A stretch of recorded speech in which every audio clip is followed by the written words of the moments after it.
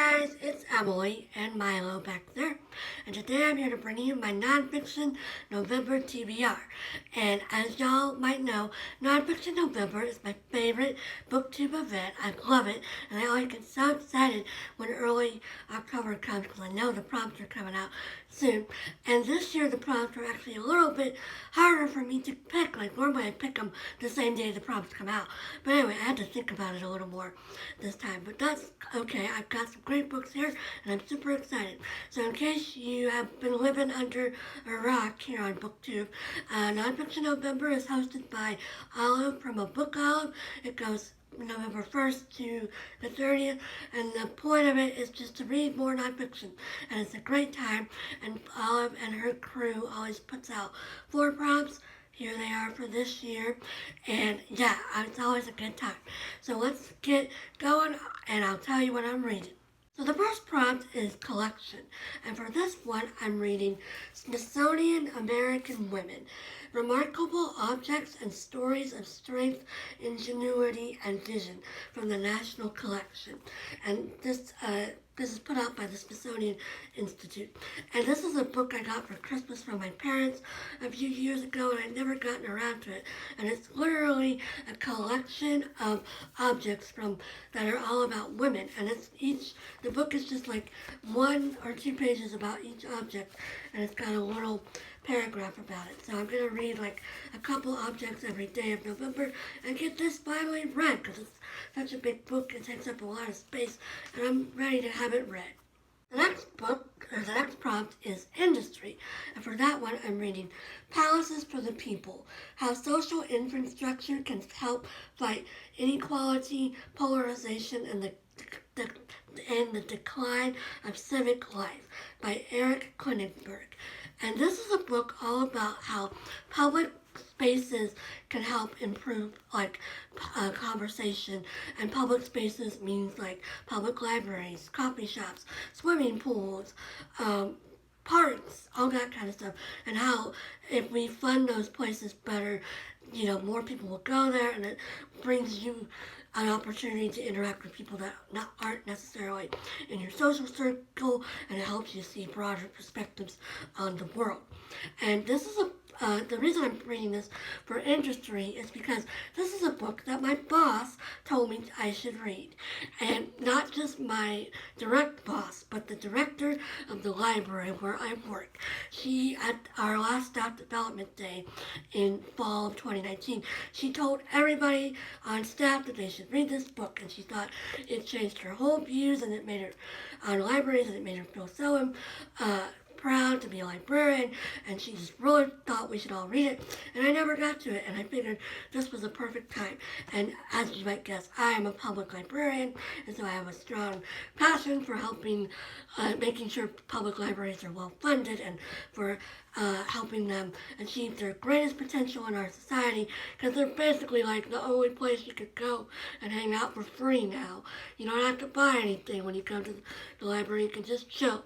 So anyway, I'm really excited to finally get to this, and then I hope maybe after I read it, the next time I run into the director, I can be like, hey, I read it, and then we can have a little conversation, and maybe it'll help her notice me more. Not that she doesn't notice me, but I'm just like an underling, and she's way up there, and like obviously we don't interact day to day very much. So yeah, this would be a great book to read just in general and for my career. Next is style, and for this one I'm reading As If, The Oral History of Clueless, as told by Amy Heckerling, The Cast and the Crew by Chaney. And this, I picked this for style because, as it says in the subtitle, it's an oral history, and that is a unique style for a nonfiction book to be written in. And also, the main character of Clueless, Cher, has amazing style, so yeah, it totally fits. And also, I recently read As You Wish by Carrie Elwes, and that's about the making of The Princess Bride, and I had a really great time reading that, so I figured I would continue the trend and read this one. And I'm pretty sure Olive was the one that I heard about this from. So yeah, it seems very appropriate to read it for Nonfiction November, and it's got some pictures in the middle, and I'm sure it's going to be a really good time, and I think it's going to be a really light and cute nonfiction read. The last prompt is treatment, and for that one I'm reading The Address Book, What Street Addresses Reveal About Identity, Race, Wealth, and Power by Deirdre Mask.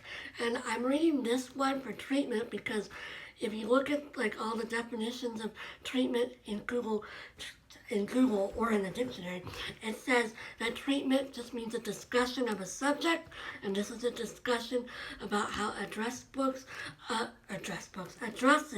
affect your position in life. You know, where you live affects a lot about your life, and so that's what this book is about, and it's talking about all different types of addresses, and you know, the impact it has if you live in a place that doesn't have an address, you know, like in Africa or somewhere like that. And so it's just a really interesting sounding premise, and I know a lot of people have read this on BookTube and really enjoyed it, and I'm looking forward to finally getting to it because I think it's going to be really fascinating. And I know Mel from Mel's Book Club and Adventure really enjoyed this, and Doris has enjoyed it, and I think Heidi's enjoyed it. So yeah, a lot of the people that I admire here on BookTube have raved about it, so I'm definitely eager to give it a go. And of course, even though I'm using the technical definition of the word treatment, you could also say that this book is about how your address affects your treatment in life. I know that's kind of weak, but hey, I'm going to make it work. But yeah, I'm really looking forward to checking this out and learning more about the power of street addresses on your position in life. I also have one other nonfiction book that I'm planning to read this month that doesn't meet any of the prompts, and that is The Feather Thief. Man, that's a hard title. Beauty, Obsession, and the Natural History Heist of the Century by Kirk, Wallace Johnson. And this is about a guy that was stealing rare feathers to use for like fly fishing, and it's about the person that was trying to catch him. And that's all I know about it. And I know, again, Doris has read this and really loved it. And I think, again, Heidi has really loved it too. So, again, I'm just following the trends of the people I like on BookTube the most and I watch the most frequently. So, yeah, I'm really looking forward to this. I think it's going to be like part natural history, part true crime. And it just sounds like it's going to be a really good time. And I'm looking forward to finally getting to it. I also have two fiction books that I want to read in November. The first of them is my book club book for the month, which is Circe by Madeline Miller. And the only thing I know about this is it's about the mythological entity, deity, something, Circe from Greek mythology. Literally all I know. I know this book has been making the rounds on BookTube and in real life, but somehow I have managed to miss all of the finer details of the plot. So, I will tell you about what the plot's about when I read it and join the masses of people that really love this book and have been keeping it in the public view for so long. Like even at my library, I had to order a copy because my library doesn't have any copies available for weeks and weeks. So yeah, it's pretty crazy that it's still so popular when it's not that new of a book. And finally, in November, I'm going to read Northanger Abbey by Jane Austen. I have never read this, and it's the only Austen book, the only one of her main 6 that I haven't read, and I'm going to read it, and hopefully I'll really like it. And again, I don't actually know much about this, despite having heard a lot about it. The only thing I know about it is it's about a girl named Catherine Morland who's like really obsessed with sensation novels. Is that it? Or like romance novels? Anyway, she's really obsessed with these novels, but then she goes to Northanger Abbey and she starts getting like freaked out by stuff going on there, and she also meets a guy named Henry, and it's like a satire of sensation novels. I don't think that's the right term. Whatever kind of novels were popular back then in Jane Austen's time. But anyway, that's all I know. I can't believe I don't know like anything about this, despite it being a Jane Austen novel. But I'm looking forward to reading this, and I'm looking forward to watching the movie or miniseries with Felicity. Oh shoot, what's her face? The lady from Star Wars. I'm looking forward to watching that. So yeah, I'm gonna read this probably on audiobook because I've listened to all of Jane Austen's other books, her main 6 books, on audio the last 2 years. So yeah, looking forward to finally getting to this and completing the main 6 books of Jane Austen. So that's all I'm reading for Nonfiction November. As always, I'm really excited, and I can't wait to see what everybody else is reading. And yeah, sorry I was a bit frazzled in this video. Apparently I don't actually know much about what I'm going to read. I just like the concepts of them. But anyway, I'm looking forward to telling you about all the books in my forthcoming recent reads videos as I finish them.